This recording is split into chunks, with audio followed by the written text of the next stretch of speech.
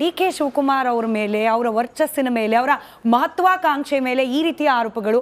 ನೀವು ಹಿರಿಯ ಪತ್ರಕರ್ತರಿದ್ದೀರಿ, ರಾಜಕಾರಣಿಗಳು ತಮ್ಮ ಮಹತ್ವಾಕಾಂಕ್ಷೆಯನ್ನು ರೀಚ್ ಆಗಬೇಕಂದ್ರೆ ಯಾವೆಲ್ಲ ರೀತಿಯಲ್ಲಿ ಸ್ಟ್ರಗಲ್ ಪಡಬೇಕು ಅನ್ನೋದನ್ನ ನೀವು ಅಬ್ಸರ್ವ್ ಮಾಡಿರ್ತೀರಿ. ನಿಮ್ಗೇನು ಅನ್ಸುತ್ತೆ ಸರ್ ಇದು? ಡಿ.ಕೆ. ಶಿವಕುಮಾರ್ ಅವರು ಇದರಿಂದ ದೂರ ಉಳಿದ್ಬಿಡಬೇಕಾಯ್ತು.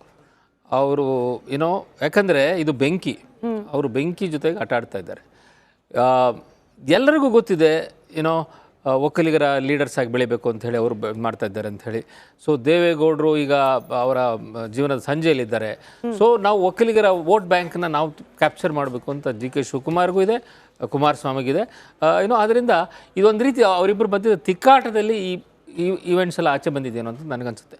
ಮತ್ತು ಎರಡನೇದಾಗಿ ಕುಮಾರಸ್ವಾಮಿ ಅವರು ಹೇಳ್ದಂಗೆ ಇದು ಡಿ.ಕೆ. ಶಿವಕುಮಾರ್ ಮತ್ತು ಸಿದ್ದರಾಮಯ್ಯನವರ ಏಜೆಂಟ್ಗಳಾಗಿ SIT ಕೆಲಸ ಮಾಡ್ತಾ ಇದ್ದಾರೆ. That's a very very serious allegation. I think ಒಂದು ನಿಮಿಷ ಮುಗಿಸ್ತೇನೆ, ಒಂದು ನಿಮಿಷ ಇರಿ. ಈಗ SIT ಅಫಿಷಿಯಲ್ಸು ಯಾಕೆ ಹೋಗ್ಬಿಟ್ಟು ಅವ್ರ ಹತ್ರ ಇನ್ಸ್ಟ್ರಕ್ಷನ್ ತೊಗೋತಾ ಇದ್ದಾರೆ? SIT ಕೆಲಸ ಏನು? ಅವರು ಇನ್ವೆಸ್ಟಿಗೇಷನ್ ಮಾಡಬೇಕು ಹೊರತು ಇವ್ರ ಹತ್ರ ಹೋಗಿ ಇನ್ಸ್ಟ್ರಕ್ಷನ್ ತೊಗೊಳ್ತಕ್ಕಂಥಲ್ಲ.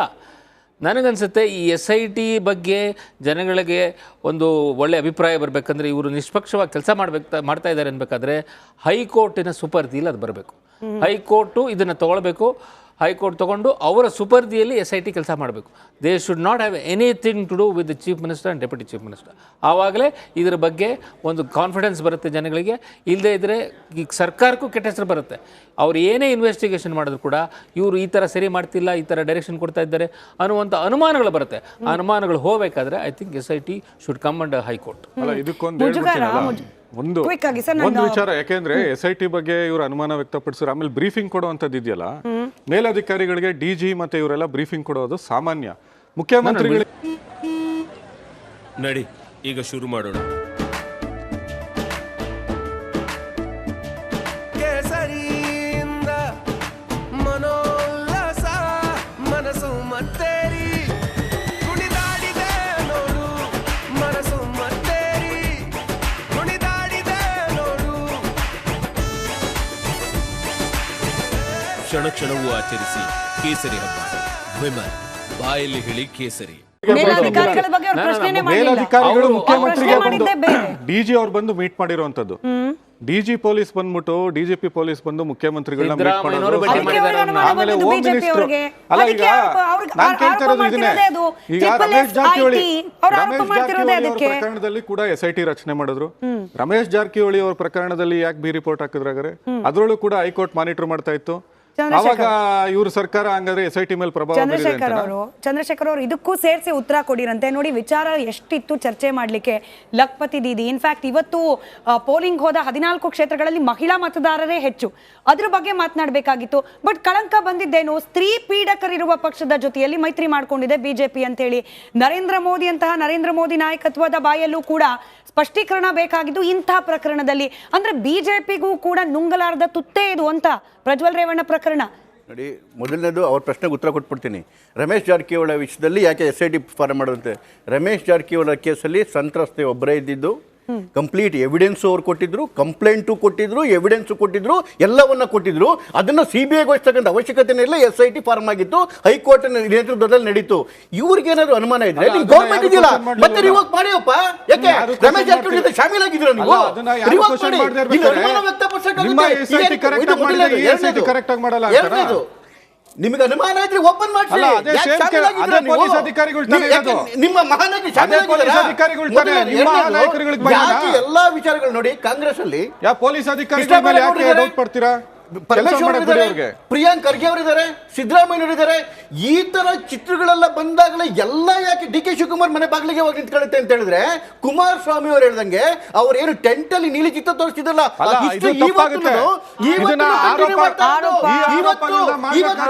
ದಾಖಲೆಗಳು ಇಟ್ಕೊಂಡು ಮಾತಾಡ್ಬೇಕು.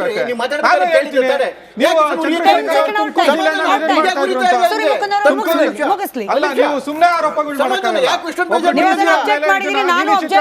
ಮುಂದುವರಿಸಿ ಮುಂದುವರಿಸಿ ಅದನ್ನ ಬಿಟ್ಟು ನೀವು ಮಿಕ್ಕಿದೆಲ್ಲ ಮುಂದುವರಿಸಿ ಮಾತಾಡಿ. ಚಂದ್ರಶೇಖರ್ ಅವರು ಮುಂದುವರಿಸಿ. ಮಾತಾಡಕ್ ಬಿಡಿ, ಇದಾದ್ಮೇಲೆ ಅಲ್ಲ, ನೋಡಿ, ಮಾತಾಡಿ, ಎಲ್ಲ ಎಲ್ಲ ಮಾತಾಡ್ಬೇಡಿ ಕೇಸ್ಗಳು ನೀವು. ಯಾಕೆ ಹೋಗಿ ಅಲ್ಲೇ ನಿಂತ್ಕೊಳ್ಳುತ್ತೆ ಅಂತ ಹೇಳಿದ್ರೆ ಏನು ಅವ್ರು ಮಾಡ್ತಿರ್ತಕ್ಕಂಥ ಅವ್ರ ಮೋಡಸ್ ಆಫ್ ಆಪರೆಂಡಿ ಏನಿದೆಯಲ್ಲ, ಇದು ಡಿ ಕೆ ಶಿವಕುಮಾರ್ ಅವರಿಗೆ ರಕ್ತದಲ್ಲಿ ಬಂದಿರ್ತಕ್ಕಂಥ ಪ್ರಜ್ವಲ್ ರೇವಣ್ಣ ಅವ್ರಿಗೆ ಹೇಳಿದಾರಾ? ಹಾಗಾಗಿ ಪ್ರಜ್ವಲ್ ರೇವಣ್ಣ ಇಂಥ ಅವ್ರಿಗೆ ಯಾವ ಕೇಸ್ಗಳಲ್ಲಿ ರಕ್ತದಲ್ಲಿ ದೇವೇಗೌಡರ ರಕ್ತದಲ್ಲಿ ಹೋಗುತ್ತೆ. ಇತ್ತಾ? ಇವತ್ತು ರಮೇಶ್ ಜಾರಕಿಹೊಳಿ ಅವ್ರು ಬಂದಿದ್ದಾರೆ ಇವತ್ತು ಅಂದ್ರೆ ನಿಮಿಷ, ಬಿಜೆಪಿ ರಕ್ತದಲ್ಲಿ ಇವತ್ತು ಇದೆಯಾ ಆಯ್ತು ಅದು? ತಾನೆ, ಇವ್ರು ಸ್ಪಷ್ಟವಾಗಿ ಅದು ಉದ್ದೇಶ ನಿಮ್ಮ ಪಾಲನೆ ಒಳಗೆ ಮಾಡ್ತಾರೆ. ಬಿಜೆಪಿ ರಕ್ತದಲ್ಲಿ ಇದೆಯಾ? ಸ್ಪಷ್ಟವಾಗಿ ಒಂದು ಪಾಲನೆ ನಿಮಿಷ ಮಾಡ್ತಾರೆ. ಪೂರ್ತಿ ಚಂದ್ರಶೇಖರ್ ಅವ್ರಿಗೆ ಸಮಯ ಹಾಕಿ. ಒಂದು ನಿಮಿಷ ಮಾತಾಡೋಣ. ಒಂದು ನಿಮಿಷ ಪೂರ್ತಿ ಸಮಯ ತಗೊಂಡು ಉತ್ತರ ಕೊಡಿ. ಈ ಇಡಿ ಐಟಿ ಪ್ರಕರಣದಲ್ಲಿ ನಿಮ್ಮದೇ ಪಕ್ಷದ ನಾಯಕರು ಹೇಳೋ ಮಾತಂದ್ರೆ, ತಪ್ಪು ಮಾಡದೆ ಹೋದ್ರೆ ಯಾಕೆ ಇಡಿ ಐಟಿ ಹೋಗುತ್ತೆ, ತನಿಖಾ ಸಂಸ್ಥೆಗಳು ಹೋಗುತ್ತೆ ತಪ್ಪು ಮಾಡಿರೋರ್ ಮನೆಗೆ. ಈಗ ಪ್ರಜ್ವಲ್ ರೇವಣ್ಣ ಅವ್ರು ತಪ್ಪು ಮಾಡಿದ್ದಾರೆ ಅನ್ನೋ ಆರೋಪ ಇರ್ಲಿಲ್ಲ ಅಂದಿದ್ರೆ ಡಿ ಕೆ ಶಿವಕುಮಾರ್ ಅವ್ರ ಹೆಸರು ಯಾಕೆ ಬರ್ತಿತ್ತು ಇಲ್ಲಿ? ಡೆಫಿನೆಟ್ ಆಗಿ ನಾವು ಅದನ್ನೇ ಹೇಳ್ತಿರೋದು. ಇಲ್ಲಿ ಹಂಚಿರ್ತಕ್ಕಂಥ ವಿಷಯದಲ್ಲಿ ನಾವು ಮಾತಾಡ್ತಿರ್ತಕ್ಕಂಥದ್ದು ಪ್ರಜ್ವಲ್ ರೇವಣ್ಣ ವಿಚಾರದಲ್ಲಿ. ಮಾತಾಡಿ ಅಲ್ಲ, ಪ್ರಜ್ವಲ್ ರೇವಣ್ಣ ವಿಚಾರದಲ್ಲಿ ಅವ್ರು 100% ತಪ್ಪಿತಸ್ಥರಾಗಿದ್ದಾರೆ. ನೇಣಾಕಿ ಅವ್ರನ್ನ ನಾವು ಮಾತಾಡ್ತಿರ್ತಕ್ಕಂಥ ಹಂಚಿಕೆ ವಿಚಾರದೊಳಗಡೆಗೆ ಇಡೀ ಹೆಣ್ಮಕ್ಳು ಬಾಳಿನಲ್ಲಿ ಬೀದಿಗೆ ತಂದ್ರಲ್ಲ, ಆ ವಿಚಾರದಲ್ಲಿ ಇಡಿ ಕೇಸಲ್ಲಾಗ್ಲಿ ಇದ್ರ ಕೇಸಲ್ಲಿ ನಾವು ಅದನ್ನ ಸ್ಪಷ್ಟವಾಗಿ ಹೇಳ್ತಿರ್ತಕ್ಕಂಥದ್ದು. ತಪ್ಪು ಮಾಡಿರೋರು ನೀರು ಕುಡಿಲೇಬೇಕು. ಇಲ್ಲಿ ಇಬ್ರು ತಪ್ಪು ಮಾಡಿರ್ತಕ್ಕಂಥದ್ದು. ಒಂದು ತಪ್ಪು ಮಾಡಿರೋ ಒಬ್ಬ ಆ ಮನುಷ್ಯನಿಗೆ ಅದಕ್ಕೆ ಅತ್ಯಂತ ಉಗ್ರ ಶಿಕ್ಷೆ ಆಗಬೇಕು. ಇನ್ನೊಬ್ರು ಸಿಡಿ ಹಂಚಿ ತಪ್ಪು ಮಾಡಿದಾರಲ್ಲ, ಹೆಣ್ಮಕ್ಳು ಬಾಳನ್ನ ಬೀದಿಗೆ ತಂದಿದಾರಲ್ಲ, ಆ ಮಹಾನಾಯಕನು ಕೂಡ ಅತ್ಯಂತ ಶಿಕ್ಷೆ ಆಗಬೇಕು.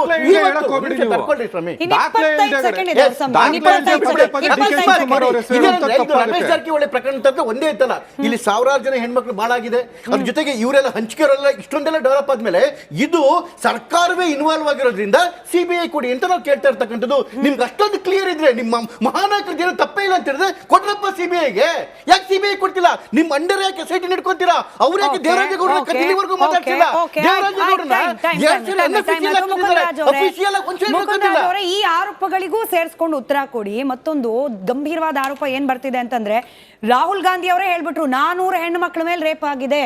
ಇಲ್ಲಿ SIT ಮುಂದೆ ಹೋಗಿ ದೂರುದಾರ ನಿಂತು ದೂರ್ ಕೊಡ್ಬೇಕಲ್ಲ 400 ಮಂದಿ. ಬಟ್ ಕೇಳಿಸ್ಕೊಂಬಿಡಿ, ಪ್ರಶ್ನೆ ಕೇಳಿಸ್ಕೊಂಬಿಡಿ. ತರಾತುರಿಯಲ್ಲಿ ಇದು ಕುಮಾರಸ್ವಾಮಿ ಅವರ ಆರೋಪ, ನನ್ನ ಪ್ರಶ್ನೆ ಅಷ್ಟೇ. ಕುಮಾರಸ್ವಾಮಿ ಅವರ ಆರೋಪ, ನನ್ನ ಪ್ರಶ್ನೆ. ತರಾತುರಿಯಲ್ಲಿ ಹುಡುಕಾಡಕ್ ಶುರು ಮಾಡಿದ್ದಾರೆ. 16 ವರ್ಷದ ಹುಡುಗಿ ಕೂಡ ಅತ್ಯಾಚಾರಕ್ಕೆ ಒಳಗಾಗಿದ್ದಾಳೆ ಅಂತ ಹೇಳಿ ಆರೋಪ ಇರೋದ್ರಿಂದ ಹುಡುಕ್ತಿದ್ದಾರೆ, ಮ್ಯಾಚ್ ಆಗೋ ರೀತಿಯಲ್ಲಿ ಯಾರಾದ್ರೂ ಸಂತ್ರಸ್ತೆ ಸಿಗಲಿ ಅಂತ. ಕುಮಾರಸ್ವಾಮಿ ಅವರಿಗೆ ಬಹುಶಃ ಮಾಹಿತಿ ಕೊರತೆ ಇರ್ಬೋದು. ಮಕ್ಕಳ ರಕ್ಷಣಾ ಹಕ್ಕುಗಳ ಆಯೋಗದ ಅಧ್ಯಕ್ಷರು SITಗೆ ಪತ್ರ ಬರೀತಾರೆ. ಈ ವಿಡಿಯೋಗಳಲ್ಲಿ ಏನಾದರೂ ಮಕ್ಕಳದು ವಿಚಾರಗಳಿದ್ರೆ, ಮಕ್ಕಳನ್ನ ದುರ್ಬಳಕೆ ಮಾಡ್ಕೊಂಡಿದ್ರೆ ಮಾಹಿತಿ ಕೊಡಿ ಅಂತ ಕೇಳಿರುವಂತದ್ದು ಮಕ್ಕಳ ರಕ್ಷಣಾ ಹಕ್ಕು ಆಯೋಗ. ಏನಂತ ಕೇಳಿದ್ದಾರೆ? ಈ ಮಕ್ಕಳ ಮೇಲೆ ಏನಾದ್ರು ದೌರ್ಜನ್ಯ ಆಗಿದ್ರೆ ವಿವರವನ್ನ ಕೊಡಿ, ಆಗಿದ್ರೆ ವಿವರ ಕೊಡಿ ಅಂತ. ಮತ್ತೆ ಲಕ್ಷ್ಮೀ ಹೆಬ್ಬಾಳ್ಕರ್ ಅವರು ಬೀಯಿಂಗ್ ದ ಮಿನಿಸ್ಟರ್ ಹೆಂಗ್ ಹೇಳ್ತಾರೆ, 16 ಇಂದ 65 ವರ್ಷದ ತನಕ ಇದೆಯಂತೆ. ನೋಡಿ, ಅಂತೆ ಕಂತೆಗಳಿಗೆ ವ್ಯಾಲ್ಯೂ ಇರಲ್ಲ. ಮಕ್ಕಳ ರಕ್ಷಣಾ ಹಕ್ಕುಗಳ ಆಯೋಗದ ಅಧ್ಯಕ್ಷರು ಬರೆದಿರುವಂತ ಪತ್ರ ಇದೆ, ಮಾಧ್ಯಮಗಳು ಕೂಡ ವರದಿಯಾಗಿದೆ. ಆ ಮಕ್ಕಳ ರಕ್ಷಣಾ ಇಲಾಖೆ ಕೂಡ ಲಕ್ಷ್ಮೀ ಹೆಬ್ಬಾಳ್ಕರ್ ಅವ್ರ ಕಡೆಗೇನೆ ಬರುವಂತದ್ದು. ಸೊ ಮಂತ್ರಿಗಳಿಗೆ ಮತ್ತು ಎಲ್ಲ ವಿಚಾರವನ್ನ ಮಾತಾಡ್ತಿರೋ ಮಂತ್ರಿಗಳು ವಿಚಾರ ತಿಳ್ಕೊಂಡೇ ಮಾತಾಡಿ. ಮಕ್ಕಳ ರಕ್ಷಣಾ ಹಕ್ಕು ಆಯೋಗದ ಅಧ್ಯಕ್ಷರು ಪತ್ರದ ಮೇಲೆ ಮಾತಾಡಿರುವಂತದ್ದು, ಆಯೋಗದ ಪತ್ರದ ಮೇಲೆ ಮಾತಾಡಿರುವಂತದ್ದೇ ಹೊರತು ಲಕ್ಷ್ಮೀ ಹೆಬ್ಬಾಳ್ಕರ್ ಅವರು ವೈಯಕ್ತಿಕ ಹೇಳಿಕೆ ಅಲ್ಲ. ಅದಾದ್ಮೇಲೆ ರಾಹುಲ್ ಗಾಂಧಿ ಅವರು ಹೇಳಿರೋದು 400 ಅಂತ ಹೇಳಿದ್ರೆ, ಇನ್ನೊಬ್ರು ಹೇಳ್ತಾರೆ 2897 ಅಂತ, ಇನ್ನೊಬ್ರು 3000 ಅಂತ ಹೇಳಿದ್ದಾರೆ. ನಂಬರ್ಸ್ ಒಬ್ಬೊಬ್ರು ಒಂದೊಂದು ಡಿಫ್ರೆನ್ಸ್ ಆಗ್ತಾ ಇದೆ. ಸೊ ಅದು ಏನಾಗ್ತಾ ಇದೆ ಈಗ, SIT ಅವರ ವಿಚಾರ ಏರಿರುವಂಥದ್ದೇನು, ಯಾರು ಸಂತ್ರಸ್ತೆಯರಿದ್ದಾರೆ, ಯಾರು ಆ ವಿಡಿಯೋದಲ್ಲಿದ್ದಾರೆ, ಸರ್ಕಾರಿ ಅಧಿಕಾರಿಗಳಿದ್ದಾರೆ, ಬೇರೆ ಬೇರೆ ಉದ್ಯೋಗಸ್ಥರಿದ್ದಾರೆ, ಈ ಪೌರ ಕಾರ್ಮಿಕರಿದ್ದಾರಂತೆ, ಮನೆ ಕೆಲಸದವರಿದ್ದಾರೆ, ಯಾರಿದ್ದಾರೆ ಅವ್ರಿಗೆ ಇವತ್ತಿಗೂ ಮುಕ್ತವಾಗಿ ಆಹ್ವಾನವನ್ನ ಕೊಟ್ಟಿದ್ದಾರೆ, ಹೆಲ್ಪ್ ಲೈನ್ ಅನ್ನ ಓಪನ್ ಮಾಡಿದ್ದಾರೆ, ದೂರ್ ಕೊಡಿ ಅಂತ ಕೇಳ್ತಾ ಇದ್ದಾರೆ. ದೂರ ಇಲ್ಲದೆ ಹೆಂಗೆ ತನಿಖೆಯನ್ನ ಮಾಡಕ್ಕಾಗತ್ತೆ, ಯಾವ ರೀತಿ ಕ್ರಮವನ್ನ ತಗೊಳಕ್ಕಾಗತ್ತೆ ಅನ್ನೋದು ಒಂದು ಮುಖ್ಯವಾದಂತ ವಿಚಾರ. 2 ದೂರು ದಾಖಲಾಗಿದೆ. ಒಂದು ಜಿಲ್ಲಾ ಪಂಚಾಯತಿ ಮೆಂಬರು, ಅವ್ರದೇ ಪಕ್ಷದ ಜಿಲ್ಲಾ ಪಂಚಾಯತಿ ಮೆಂಬರು, ಮತ್ತೊಬ್ರು ಅವರ ಮನೆ ಕೆಲಸ ಮಾಡ್ತಿದ್ದಂಥವ್ರು, ಆ ವಿಡಿಯೋದಲ್ಲಿರುವಂತ ಒಂದು ಅತ್ಯಾಚಾರ ಸಂತ್ರಸ್ತೆ, ಅವ್ರನ್ನ ಕಿಡ್ನಾಪ್ ಮಾಡಿದ್ರು, ಕಿಡ್ನಾಪ್ ಮಾಡಿ ಇಟ್ಕೊಂಡಿದ್ರು, ಅದ್ರ ಮೇಲೆ ಯಾರೋ ಪ್ರಕರಣ ದಾಖಲಾಗಿದೆ. 3ನೇದು ಅವರ ಸಂಬಂಧಿ, ಆ ದೂರದ ಸಂಬಂಧಿ, ಅವ್ರ ಮನೆ ಕೆಲಸದಲ್ಲಿದ್ದಂಥವ್ರು, ಅವ್ರು ಮಾಡಿರುವಂತ ಕಂಪ್ಲೇಂಟ್ ಅಲ್ಲಿ ಆರಂಭದಲ್ಲಿ 354 ಆಗಿತ್ತು, ಅದಾದ್ಮೇಲೆ 376 ಹಾಕೊಂಡಿದ್ದಾರೆ. ಸೊ ಇದ್ರಲ್ಲಿ ಸಂತ್ರಸ್ತೆಯರು ಮುಕ್ತವಾಗಿ SIT ಜೊತೆಗಿದ್ದಾರೆ, ಅದ್ರಲ್ಲಿ ಯಾವುದೇ ರೀತಿಯಾದಂತ ಒತ್ತಡ ಇಲ್ಲ. ನ್ಯಾಯಾಧೀಶರು ಮುಂದೆ 164 ಹೇಳಿಕೆ ಆಗಿದೆ. ಇದೆಲ್ಲ ಕೂಡ ಪಾರದರ್ಶಕವಾಗಿ ಯಾವುದೇ ಒತ್ತಡ ಇಲ್ಲದೆ ನಡೀತಾ ಇರುವಂತದ್ದು, ಮುಕ್ತವಾದಂತ ಅವಕಾಶವನ್ನ ಸಂತ್ರಸ್ತೆಯರಿಗೆ ಕೊಟ್ಟಿದ್ದಾರೆ. ಸೊ ಇಲ್ಲಿ ಮುಖ್ಯ ವಿಚಾರ ಏನು ಅಂದ್ರೆ, ಇವತ್ತು ಆರೋಪಿ ತಪ್ಪಿಸ್ಕೊಂಡಿರುವಂತದ್ದು, ಆರೋಪಿಗೆ ಬ್ಲೂ ಕಾರ್ನರ್ ನೋಟಿಸ್ ಕೊಟ್ಟಿದ್ದಾರೆ. ಇವತ್ತು ಕೇಂದ್ರ ಸರ್ಕಾರ ಕೂಡ ಇಂಟರ್ಪೋಲ್ ಮತ್ತೆ ಇದೆಲ್ಲ ಅವ್ರ ಕೈ ಕೆಳಗಡೆ ಇರೋದ್ರಿಂದ ಅವ್ರು ಹೇಳ್ಬಿಟ್ಟು ಕರೆಸ್ಲಿ ಅವ್ರನ್ನ. ಇವತ್ತು ಸೆಕೆಂಡ್ ಫೇಸ್ ಇಂಪಾರ್ಟೆಂಟ್ ಎಲೆಕ್ಷನ್ ಕೂಡ ಕರ್ನಾಟಕದಲ್ಲಿ ಆಗಿರೋದ್ರಿಂದ ಒಂದು ಮಾತು ನೀವು ಹೇಳಿದ್ರಿ, ಲಖಪತಿ ದೀದಿಗಳು ಕ್ಯೂ ನಿಂತ್ಕೊಂಡಿದ್ರು ಅಂತ. ಅವರು ಲಖ್ಪತಿ ದೀದಿಗಳ ಅಥವಾ ರಾಜ್ಯ ಸರ್ಕಾರದ ಬೆನಿಫಿಷರಿ ಗ್ಯಾರಂಟಿ ಯೋಜನೆಗಳ.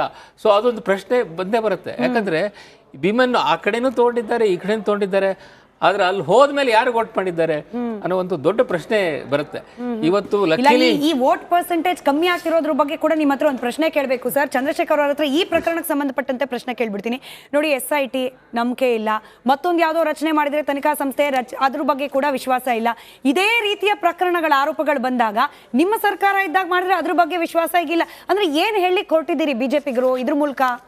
ನೋಡಿ, ನೀವು ಯಾವ ವಿಚಾರವನ್ನು ಹಿಂದೆ ಇಟ್ಕೊಂಡು ಹೇಳ್ತಿದ್ರಿ, ಸೇಮ್ ರಮೇಶ್ ಜಾರಕಿಹೊಳಿ ಕೇಸಲ್ಲಿ ಯಾರಿಗೂ ಕನ್ಫ್ಯೂಷನ್ ಇರಲಿಲ್ಲ. ಸಂತ್ರಸ್ತನಿದ್ರು, ಕಂಪ್ಲೇಂಟು ಇತ್ತು, ವಿಡಿಯೋನೂ ಇತ್ತು, ಎಲ್ಲವೂ ಸ್ಪಷ್ಟವಾಗಿತ್ತು, ಇದರಲ್ಲಿ ಯಾವುದೂ ಡೌಟೇ ಇರಲಿಲ್ಲ.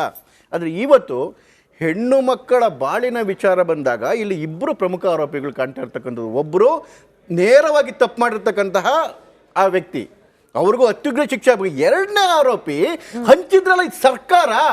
ಎರಡನೇ ಆರೋಪಿ ಸರ್ಕಾರ ಆದ್ಮೇಲೆ, ಸರ್ಕಾರದ ಉಪಮುಖ್ಯಮಂತ್ರಿ ಆದ್ಮೇಲೆ, ಸರ್ಕಾರ ಆದ್ಮೇಲೆ ಸರ್ಕಾರದ ಅಧೀನದಲ್ಲಿರ್ತಕ್ಕಂತಹ ಸಂಸ್ಥೆ SIT ನ್ಯಾಯ ಕೊಡಕ್ಕೆ ಸಾಧ್ಯನಾ? ಹಾಗಾಗಿನೇ ರಾಮಕೃಷ್ಣ ಸರ್, ಕಳೆದ ಬಾರಿಗಿಂತ ವೋಟಿಂಗ್ ಪರ್ಸೆಂಟ್ 5 ಗಂಟೆ ತನಕ ನೋಡಿದಾಗ ಇಲ್ಲೂ ಕೂಡ ಈ 14 ಕ್ಷೇತ್ರದಲ್ಲೂ ಕೂಡ ಕಮ್ಮಿ. ಹೆಂಗ್ ಹೋಗ್ತಾರೆ ಸರ್ ಮತದಾರರು ವೋಟ್ ಹಾಕ್ಲಿಕ್ಕೆ? ಜನರಿಗೆ ಬೇಕಾದ ಸಮಸ್ಯೆಗಳ ಬಗ್ಗೆ ಯಾರಿಗೆ ಕಾಳಜಿ ಕಾಣಿಸ್ತು ಈ ಬಾರಿ ಚುನಾವಣೆಯಲ್ಲಿ? ಇಂಥ ಪ್ರಕರಣಗಳ ಬಗ್ಗೆನೇ ಚರ್ಚೆ, ವಿಜೃಂಭಣೆ, ಆಸಕ್ತಿ ಕಮ್ಮಿ ಆಗೋದಿಲ್ವಾ? ಖಂಡಿತ ಒಂಥರ ಅವರ್ಷನ್ ಬರ್ತಾ ಇದೆ ಜನಗಳಿಗೆ. ಇಂಥವ್ರನ್ನ ನಾವು ಎಲೆಕ್ಟ್ ಮಾಡಬೇಕಾ? ಈಗ ನೋಡಿ, ಆ ಪಕ್ಷದಲ್ಲೂ ಇದ್ದಾರೆ, ಈ ಪಕ್ಷದಲ್ಲೂ ಇದ್ದಾರೆ, ಯಾವ ಪಕ್ಷದಲ್ಲೂ ಸಚ್ಚಾರಿತ್ರರಿಲ್ಲ. ಆ ದೃಷ್ಟಿಯಿಂದ ಸೊ ದಟ್ ಅವರ್ಷನ್ ಕಾಣಿಸ್ತಾ ಇದೆ. 64-65% ಇಳಿದಿದೆ ಅಂದರೆ ಭಾಳ ಶೋಚನೀಯ ವಿಚಾರ. ಕರ್ನಾಟಕದಂಥ ದೇಶ ನಾವು 72-73% ನೋಡಿದ್ವಿ. ಅಸೆಂಬ್ಲಿ ಎಲೆಕ್ಷನಲ್ಲೂ ಚೆನ್ನಾಗಿ ವೋಟ್ ಆಗಿತ್ತು. ಸೊ ಈ ಸರ್ತಿ ಅಫ್ಕೋರ್ಸ್ ಬಿಸಿಲಿನ ಜಳನೂ ಜಾಸ್ತಿ ಇತ್ತು. ಅದ್ರ ಜೊತೆಗೆ ಜನಗಳಿಗೆ ಯಾಕಪ್ಪ ವೋಟ್ ಮಾಡಬೇಕು, ಎಲ್ಲರೂ ಅಂತವರೇ ಅಲ್ವಾ, ಇವರೆಲ್ಲ ಒಂದೇ ರೀತಿ ಇದ್ದಾರಲ್ಲ ಅನ್ನೋ ದೃಷ್ಟಿಯಿಂದನೂ ಸಾಕಷ್ಟು ಜನ ಆಚೆ ಬರದೆ ವೋಟ್ ಮಾಡಿಲ್ದೇ ಇರ್ಬೋದು ಇವತ್ತು ನನಗನ್ಸುತ್ತೆ.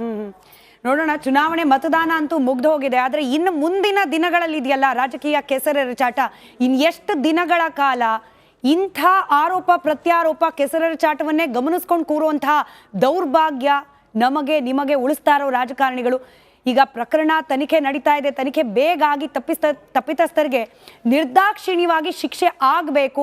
ಅದಕ್ಕೆ ನಾವೆಲ್ಲರೂ ಕೂಡ ಸಹಮತ ಇದೆಯಪ್ಪ, ಪಕ್ಷಾತೀತವಾಗಿ ಅಂತ ಹೇಳೋ ಮನಸ್ಥಿತಿ ಎಲ್ಲ ಪಕ್ಷದ ರಾಜಕಾರಣಿಗಳಲ್ಲಿ ಬರಲಿ ಅಂತ ಬಯಸೋಣ. ಧನ್ಯವಾದ ಚರ್ಚೆಯಲ್ಲಿ ಭಾಗಿಯಾಗೋದಕ್ಕೆ. ನೋಡ್ತಾ ಇರಿ ರಿಪಬ್ಲಿಕ್ ಕನ್ನಡ, ಇದು ನಿಮ್ಮ ಧ್ವನಿ.